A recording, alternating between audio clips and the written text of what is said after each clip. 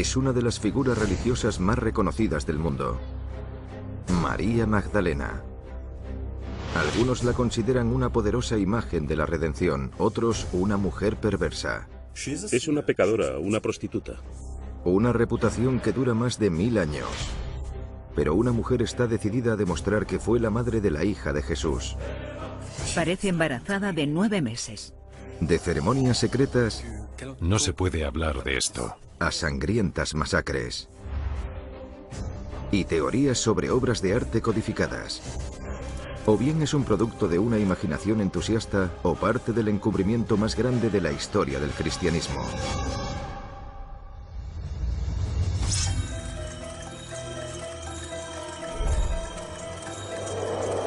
Expedientes Misterio de la Antigüedad 2. El misterio de María Magdalena.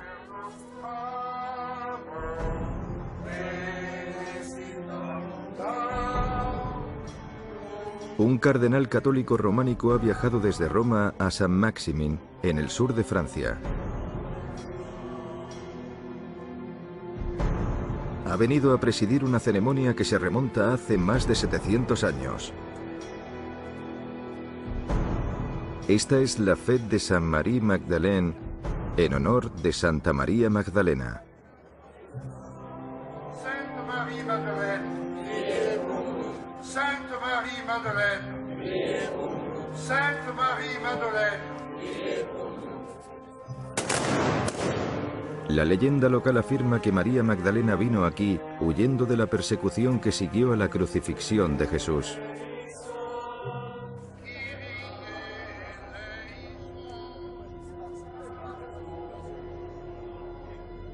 Los fieles creen que murió aquí y que tras esta máscara de oro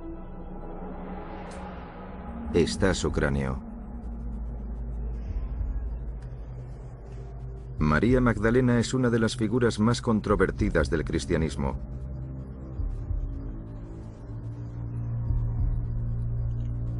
En el año 591 después de Cristo, el Papa Gregorio insinuó que fue una pecadora penitente, dando pábulo a la teoría popular de que era una prostituta.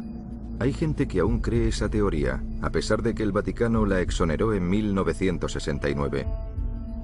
Pero hay algo más sobre María Magdalena que fascina a la escritora Margaret Starber.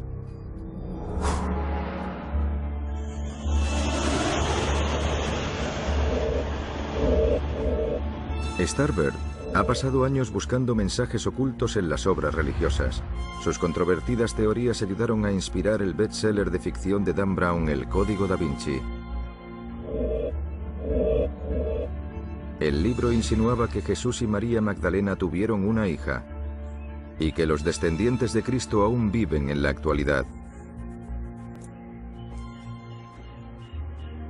Los historiadores y los intelectuales cristianos rechazaron esta idea, pero Starber está convencida de que Jesucristo estaba casado.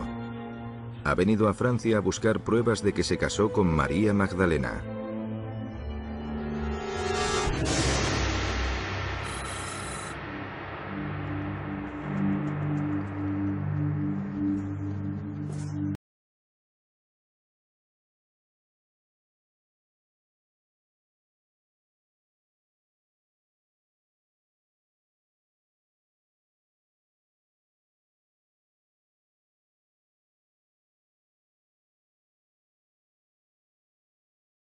Los evangelios apenas la mencionan, al menos no hasta la crucifixión.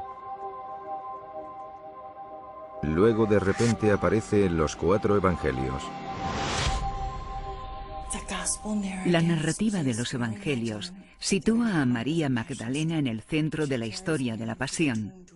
Lleva ungüentos a la tumba para embalsamar el cuerpo de su amado. En el Evangelio de Juan, María va sola a la tumba, mira en su interior y dice: «Se lo han llevado. Por favor, dígame dónde lo han puesto». El jardinero la llamó María y ella reconoció a Cristo. Este es el evento crucial de la tradición cristiana: la resurrección. Y María Magdalena está allí para ser testigo de todo. ¿Qué le pasó? a dónde fue.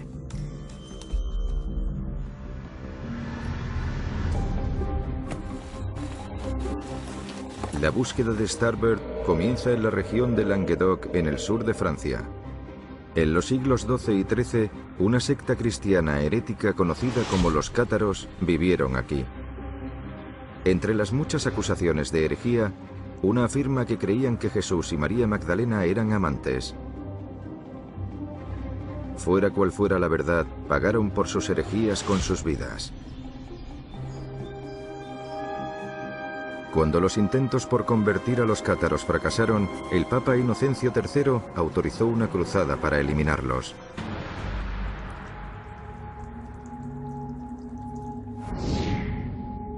El asedio comenzó en el pueblo de Béziers. Miles de habitantes intentaron refugiarse de los cruzados del Papa en la iglesia que antaño se alzaba allí. Pero la iglesia y la gente que había en su interior ardieron.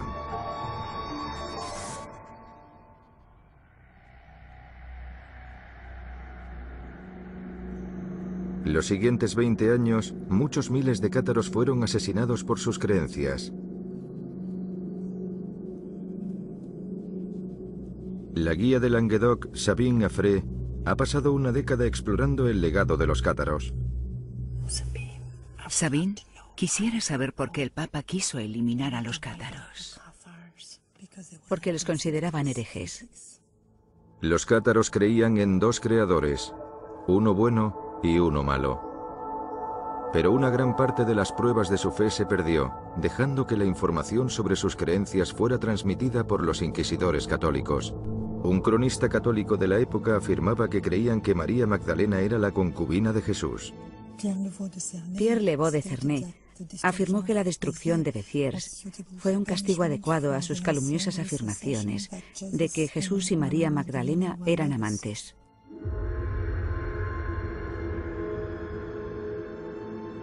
Los intelectuales son escépticos. Los cátaros no creían que Jesús fuera un ser humano. Por tanto, tener una amante habría sido imposible. Ninguno de los evangelios afirma que la tuviera. Pero Margaret no tiene intención de abandonar. Por desgracia, todo ha desaparecido. ¿En serio? La Inquisición se llevó los cadáveres de los cátaros y los quemó. ¿Del cementerio? Del cementerio. ¿Crees que queda algo? ¿A dónde podríamos ir para encontrar pruebas de la existencia de los cátaros? Puedes ir a Cordes, a los alrededores de Albi. Esa era una de las principales regiones donde vivían los cátaros.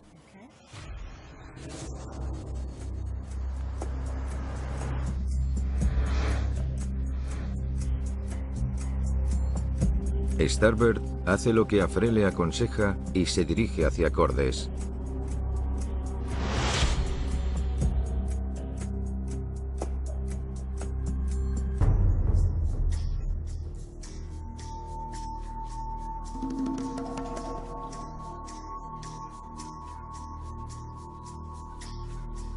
Los relieves de piedra de los muros de la vieja ciudad representan animales siendo cazados por lobos. Algunos creen que los lobos fueron esculpidos en representación de los inquisidores y que los jabalíes que están siendo cazados representan a los cátaros. Increíblemente le dicen a Starbird que las creencias de los cátaros aún existen por aquí, aunque esta secta es tremendamente reservada. ¿Dónde está? Por allí. Gracias. Después de una serie de preguntas, la envían a la casa de un hombre llamado Paul Sanda, su arzobispo.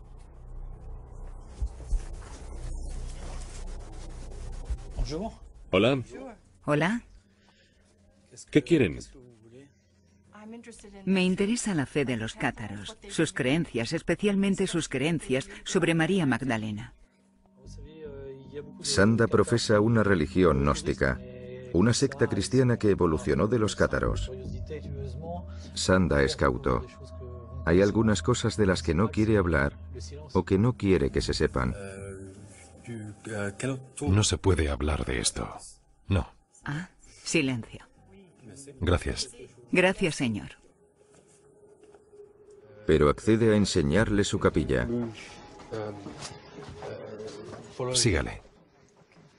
De acuerdo. ¿La Iglesia Católica Romana les considera herejes? Sí, siguen considerándonos herejes. ¿Qué opina su comunidad sobre María Magdalena? Creemos en otra tradición, que era uno de los apóstoles más importantes. Escribió un evangelio, por lo tanto tenía algo que enseñar. La otra creencia es que María Magdalena era la mujer de Cristo. ¿En serio?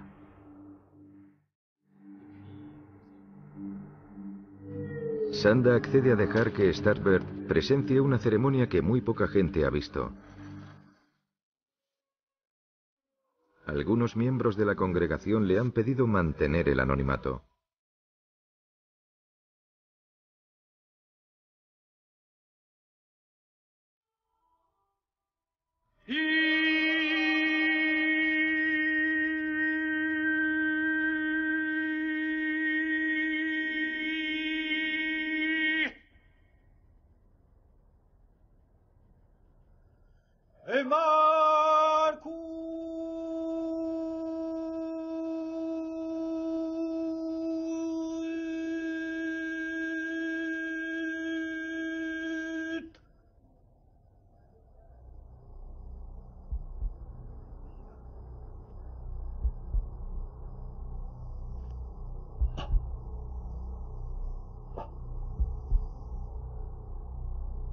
El arzobispo lee de una traducción de un texto antiguo. Mais lorsqu'il apparut en gloire à ses disciples sur la montagne, il n'était pas petit. Il est parfait. Es como un evangelio, pero este no aparece en la Biblia. Nous nous embrassons mutuellement, et c'est par la grâce qui est en nous mutuellement que nous recevons la Dice, 3 Marías caminaban con el Señor, su madre, su hermana y María Magdalena, aquella a la que llamaban su compañera. Por lo tanto, su madre, su hermana y su compañera se llamaban María. Este evangelio dice que la compañera de Jesús era María Magdalena.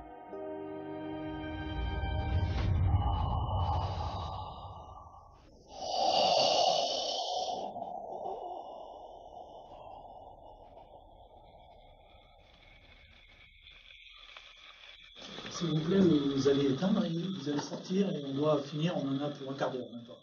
De repente le piden a Margaret que se vaya.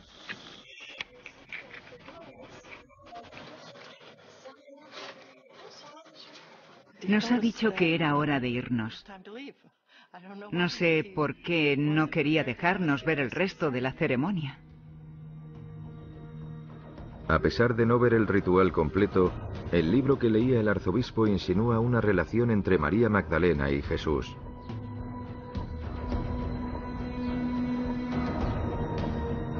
Para averiguarlo, Starberg llama a un compañero de Israel.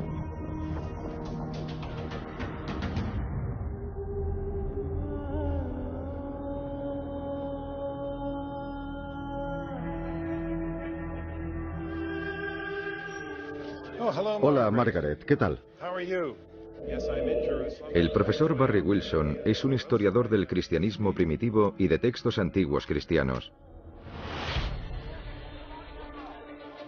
Está convencido de que el arzobispo Sanda leía uno de los evangelios gnósticos escrito más de un siglo después de los evangelios de Mateo, Marcos, Lucas y Juan. Era una época en la que el cristianismo estaba en sus etapas más tempranas. Algunos de los primeros cristianos eran judíos, como Jesús y sus apóstoles, pero se encontraban conversos de otras religiones paganas.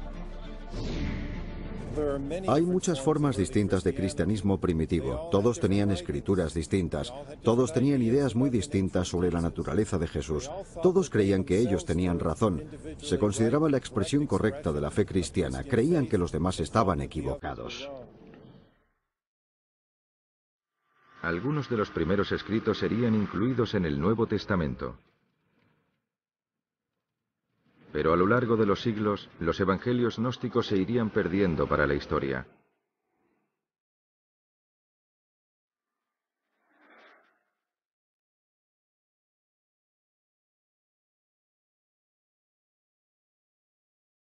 y justo cuando se terminaba la Segunda Guerra Mundial, un granjero egipcio, Mohamed Ali, desenterró una vasija en el desierto.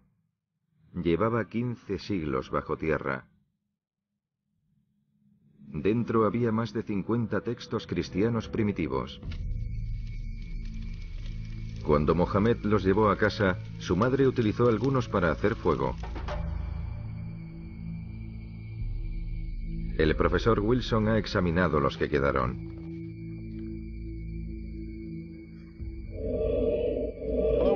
Hola, Margaret. Soy Barry.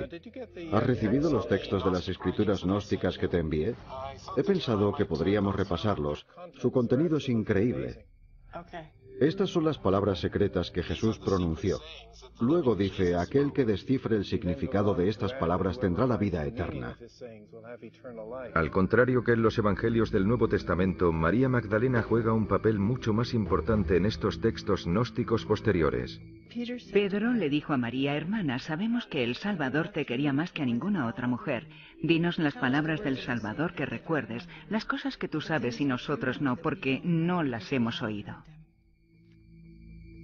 En el Evangelio de Felipe hay un pasaje sobre Jesús y María Magdalena besándose. Pero el texto es antiguo y faltan algunas palabras cruciales. Y la compañera de falta una palabra es María Magdalena. El Señor quería a María mucho más que al resto de discípulos y la besaba a menudo en la falta una palabra. Como sabrás, Margaret, los intelectuales reconstruyeron este pasaje de palabras desaparecidas como sigue. Y la compañera de Cristo es María Magdalena. El Señor la quería más que al resto de discípulos y solía besarla en la boca. En el cristianismo primitivo, besar en la boca no implica necesariamente intimidad. En el Evangelio de Felipe, Margaret encuentra el pasaje que el arzobispo Sanda leyó en su ceremonia. Había 3 Marías que iban con el Señor en todo momento. Su madre, su hermana y Magdalena. A esta la llamaban su compañera. Margaret, la palabra compañera es muy interesante. Podría significar amiga, pero también consorte.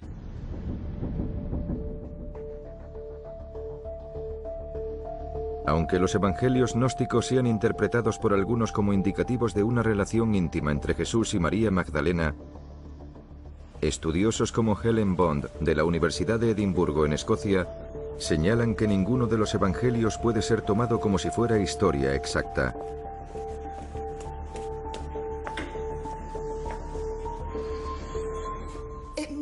Tal vez hay algún tipo de compañerismo entre ellos. Tal vez haya algún tipo de intimidad. Pero creo que tenemos que ser siempre conscientes de que no se trata de textos históricos. Por tanto, cualquier tipo de referencia a la intimidad no significa necesariamente que hubiera algún tipo de relación entre Jesús y María en la vida real.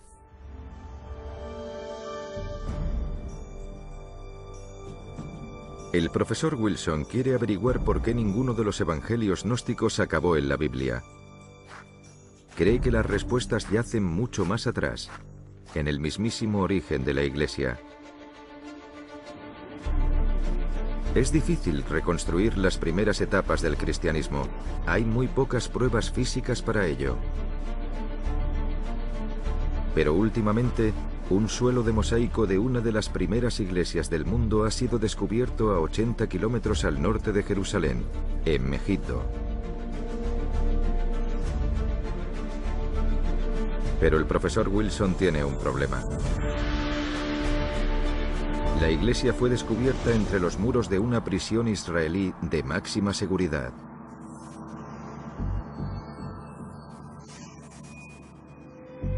Los restos del suelo de mosaico son ahora el artefacto antiguo mejor custodiado del mundo. Señor, estamos muy interesados en el mosaico de la nueva iglesia que acaba de ser descubierto. ¿Podría entrar a hacerle una fotografía? ¿No es posible? El profesor Wilson no logra conseguir acceso, pero la cárcel proporciona fotografías del suelo de mosaico. Primero, Wilson quiere averiguar más cosas sobre esta primitiva iglesia cristiana. Se trata de un mosaico particularmente rico. Hay muchísima información. Hay una serie de inscripciones en el suelo del mosaico. Una mujer le dio una mesa a la iglesia en recordatorio del divino Jesucristo. Se trata de un grupo de fieles que opinaban que Jesús era divino, que Él era Dios. Un grupo de cristianos que enfatizaba el estatus de deidad de Jesús fue liderado por San Pablo. Pablo era un ciudadano romano. No tenías que ser judío para unirte al movimiento de Pablo. De hecho, se concentró en convertir a gentiles. Este es el argumento decisivo. Aquí pone que Gianos era un centurión romano, y lo que hizo fue dar dinero de sus propios fondos, de su propio bolsillo, para construir este mosaico. Eso es muy interesante. Muestra que el cristianismo tuvo bastante influencia entre el ejército romano.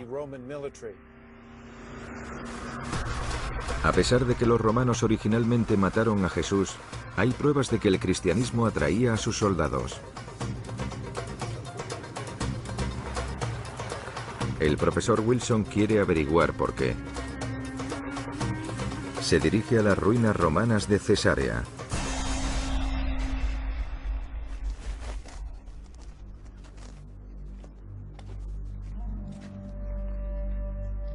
Aquí hay un templo a Mitras, un dios solar famoso entre los soldados romanos.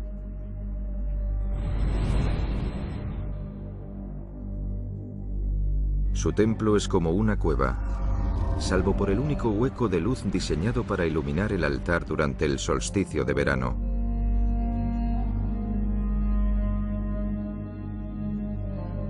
Los parecidos entre algunos rituales de Cristo y de Mitras llevaron a un cristiano del siglo II a declarar que el mitraísmo era obra del diablo. Ambos grupos bebían vino que representaba sangre y comían pan en una comida ritual. Mitras no podía morir, y esto se refleja en la resurrección de Jesús. Me parece que había muy pocas distinciones entre la adoración de dioses paganos, como Mitras por un lado, y de Cristo por otro. Eran deidades similares. Esto nos da una idea de la popularidad del movimiento de Cristo entre las tropas romanas. Era muy conocido, y en el siglo IV, incluso el emperador romano era miembro del movimiento de Cristo.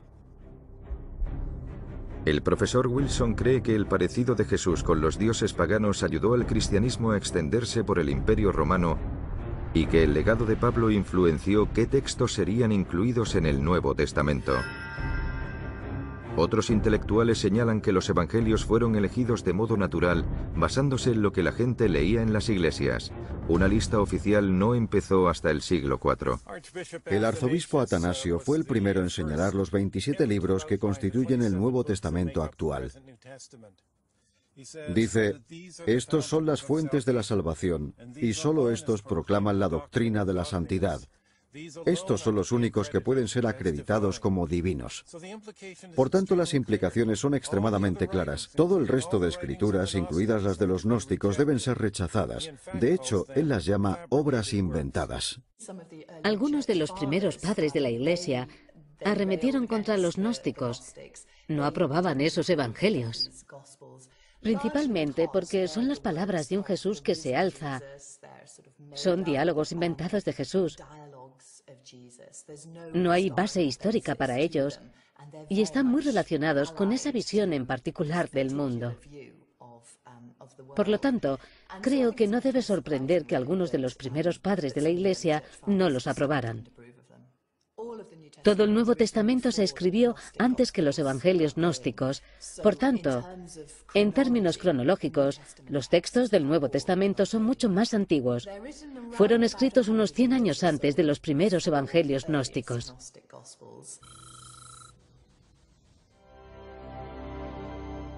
La Iglesia pasó siglos purgando su reino de herejías. Pero algunos aún piensan que las blasfemas creencias de que María Magdalena fue la mujer de Cristo han sobrevivido en Francia. Starbert está buscando pistas en obras de arte religiosas y su investigación la lleva al antiguo puerto francés de Marsella en la costa sur de Francia.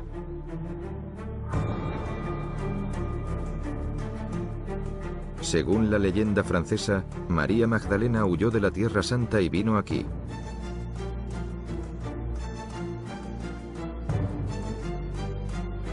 La iglesia de San Víctor se construyó en el siglo XII, pero sus cimientos se posan sobre un lugar de adoración mucho más antiguo.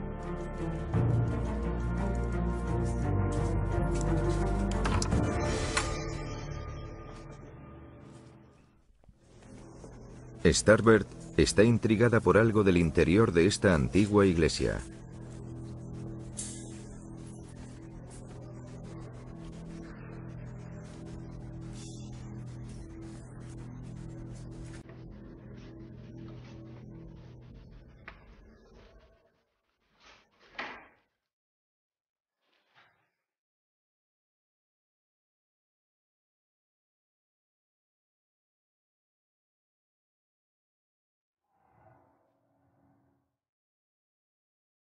En los muros de la cripta hay antiguos sarcófagos cristianos. Los muertos también se enterraban aquí en la época pagana.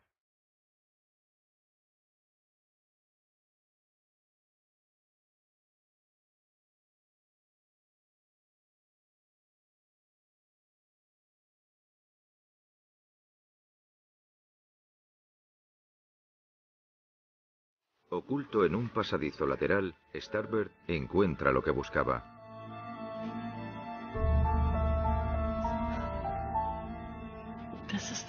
Es esta piedra de aquí. Ahí está. Esa es María Magdalena, aferrándose a esta roca. Y al fondo está Cristo en la cruz.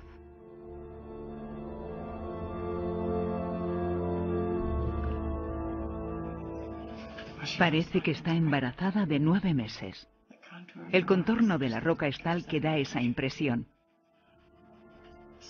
Es increíble. Este relieve del siglo XVII describe a María Magdalena arrodillándose ante Cristo. Pero es la pose que adopta lo que interesa a Starbird. María a menudo se asocia con una piedra y una calavera, y los intelectuales creen que este relieve puede ser una representación de ella con estos elementos. Sin embargo, Starbird cree que parece una madre embarazada. Fue elección del artista situarla de ese modo, en esta pared. Es un relieve, obviamente podía elegir cómo situarla y decidió situarla en esa posición. Pero los historiadores de arte señalan que el artista habría redondeado su barriga, no la habría dejado como una piedra angulosa. Starbird cree que hay más pistas ocultas en otras obras religiosas. La más famosa es La Última Cena de Leonardo da Vinci. ¿Quién es este apóstol? Los registros personales de Leonardo indican que pintaba a Juan. Pero Starbird está convencida de que es una figura de mujer, María Magdalena. Al lado de esta figura está Pedro, que fue el primer papa según la tradición católica. Starbird cree que Pedro la está callando con una mano, mientras en la otra sostiene un cuchillo que puede parecer malvado. Pero los intelectuales afirman que es para defender a Cristo en el momento de la traición. Starbird cita otras obras religiosas que cree que muestran a una María Magdalena embarazada, pero la mayoría de los historiadores de arte argumentan que en aquella época a los artistas les gustaba pintar cuerpos gruesos de mujer. Entonces se produce un descubrimiento impresionante que Margaret considera que podría reforzar su teoría de que María Magdalena tuvo a la hija de Cristo. Se han encontrado unos fragmentos de una alfombra antigua.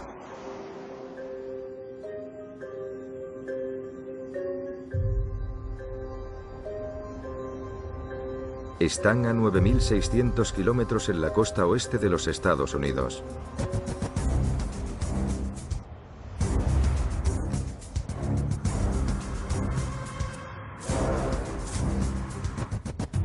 El explorador y coleccionista Jeremy Pine está en posesión de la alfombra. Aunque nunca ha sido mostrada anteriormente al público, Jeremy está convencido de su pedigrí. Es uno de los primeros artefactos cristianos que existen. Es de finales del siglo II y como tal es uno de los primeros brotes del cristianismo.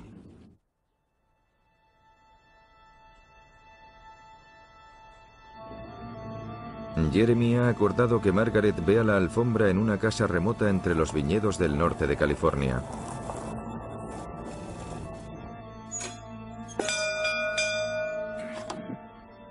Margaret, hola. Hola, ¿cómo estás? Pasa.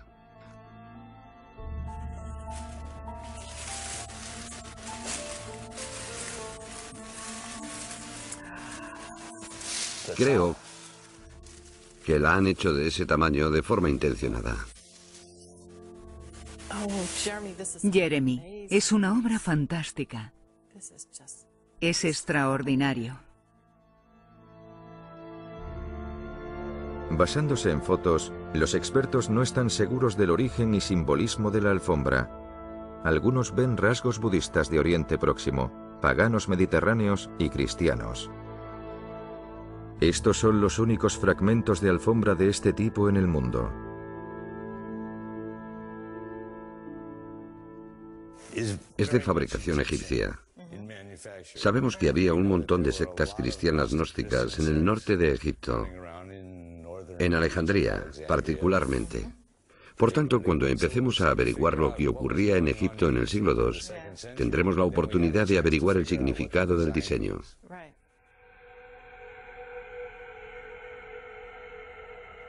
Hay suficiente información en los dos fragmentos para hacernos una idea del aspecto general completo de la alfombra. Está dividida en compartimentos por dos cruces grandes.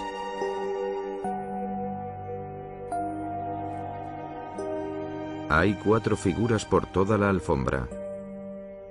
Cada una parece estar sentada en algo. Van en botes. ¿Qué es esto? Sí, creo que las figuras van en botes.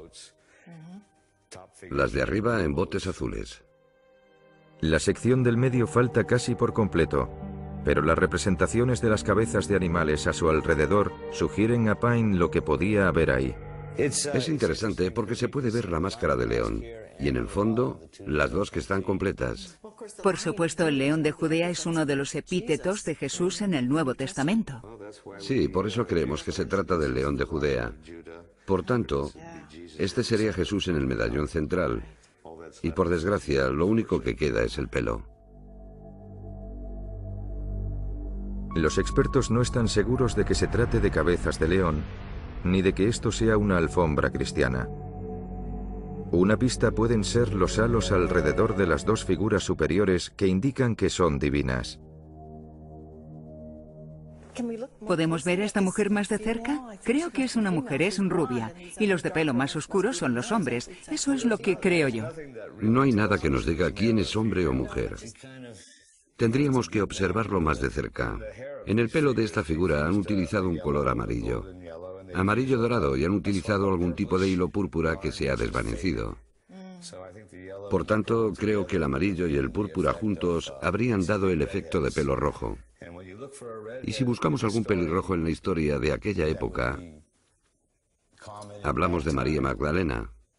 Por lo tanto, parece que nuestro mejor candidato sería María Magdalena. Los intelectuales no son capaces de determinar el sexo de esta figura, ni de si María Magdalena era pelirroja.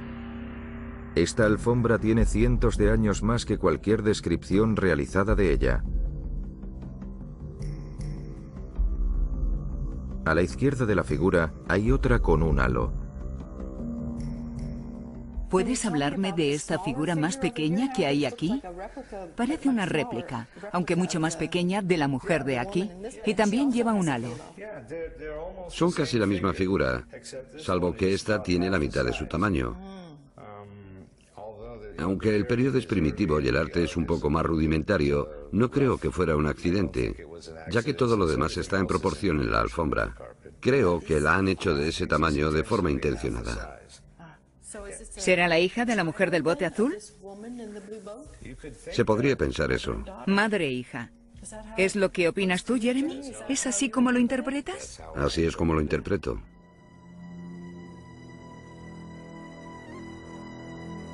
La verdad tras esta antigua alfombra seguirá siendo un misterio. Para algunos pueden parecer Cristo, María Magdalena y su hija, pero es imposible estar seguros, ni siquiera para el ojo experto.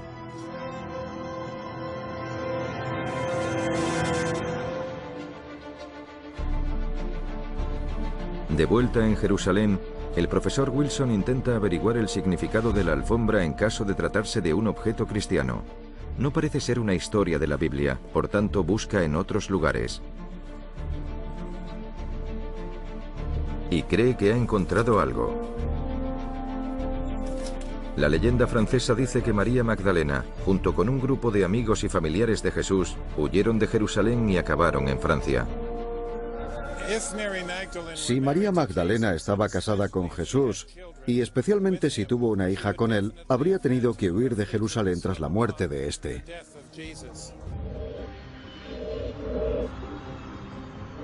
Margaret ha vuelto a Francia para ver si encuentra alguna prueba.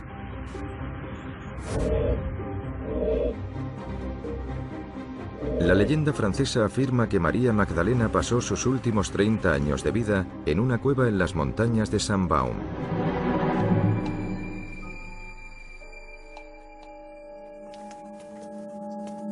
Y está en este acantilado.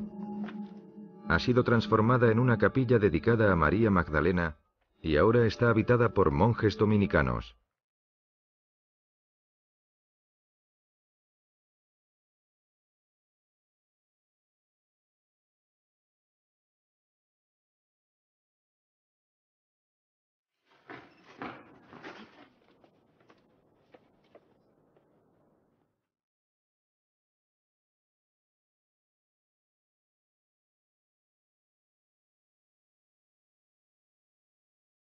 La cueva contiene representaciones de María Magdalena en escenas de la Biblia.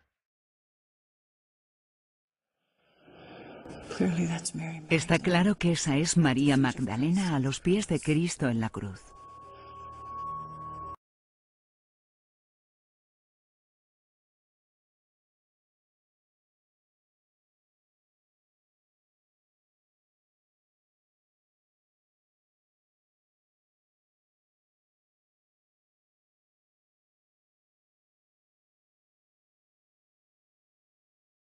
Preguntárselo a los monjes. Hola. Hola. En línea con la tradición católica, el hermano Thomas considera que María Magdalena es una santa importante, pero no un apóstol. Siéntese. Gracias.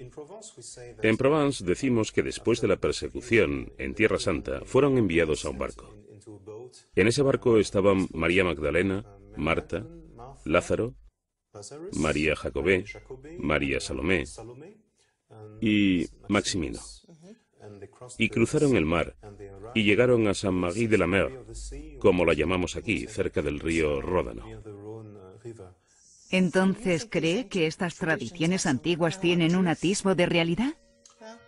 Bueno, nuestra postura oficial es afirmar que no sabemos si María Magdalena vino aquí o no.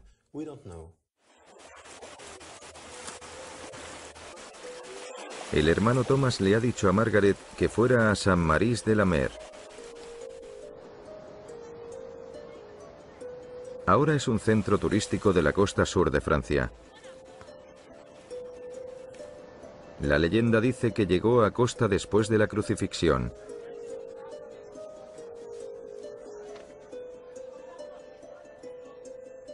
Cerca de la playa hay una iglesia católica llamada Saint-Marie-de-la-Mer. Dentro hay un modelo de un bote con figuras dentro. María Salomé y María Jacobé, que también llegaron a Francia desde Tierra Santa. El bote es azul. Me pregunto si es una referencia a la divinidad. Ya sabes, el cielo, lo divino. Ni la tradición católica ni los evangelios mencionan que María Magdalena tuviera una hija.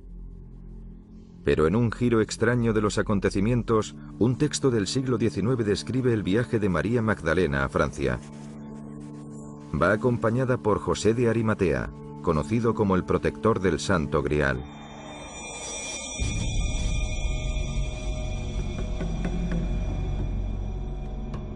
Los intelectuales consideran que el Santo Grial es un mito descrito en el siglo XIII como el cáliz utilizado en la Última Cena.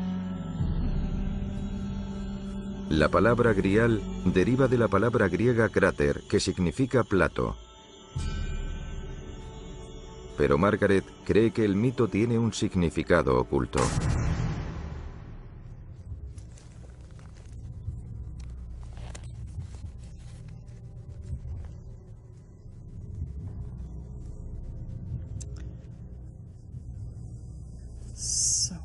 La mayoría de la gente cree que el grial es un recipiente o un cáliz que contenía la sangre de Cristo.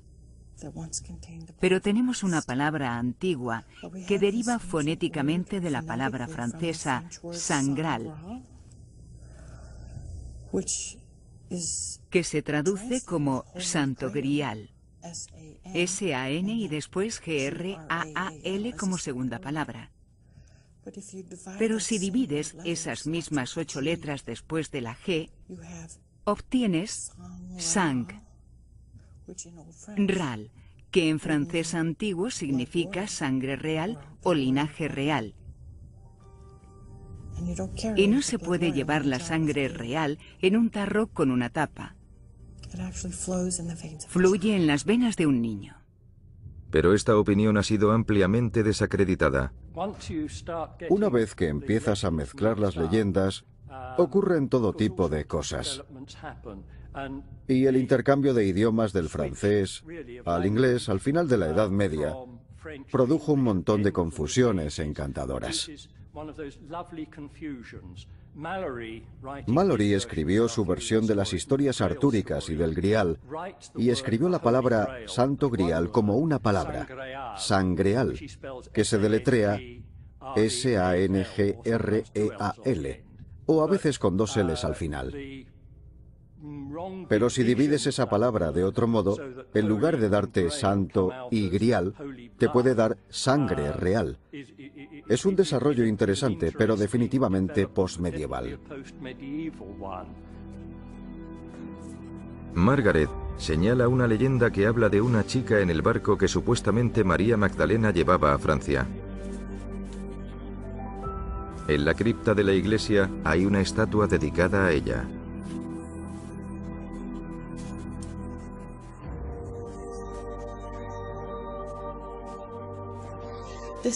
Esta es Sara.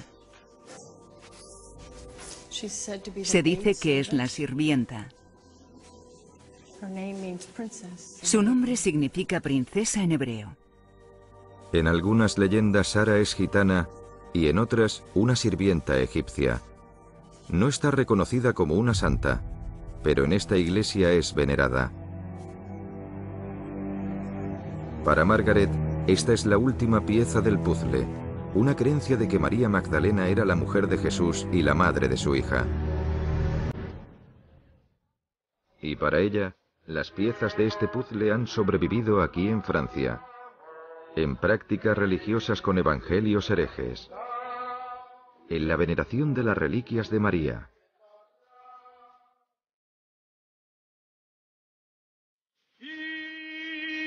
Por supuesto, las creencias no son pruebas físicas. La verdad sobre María Magdalena tal vez nunca sea descubierta. Pero para Margaret, las pistas están a nuestro alrededor.